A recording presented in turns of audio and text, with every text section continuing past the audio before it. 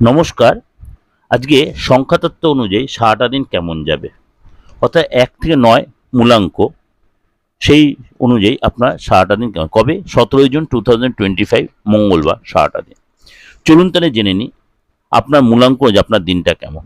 2-এর মূলাঙ্ক যারা, অর্থাৎ 2-এর ডেটের জাতক যারা, আজ আপনার জন্য কোনো বন্ধুর সাথে বা কোনো গেস্টের সাথে বা কোনো রিলেটিভের সাথে আজ আপনার সম্পর্ক ভালো হবে। সেখান থেকে কোনো সুযোগ সুবিধা আপনি পেলেও পেতে পারেন।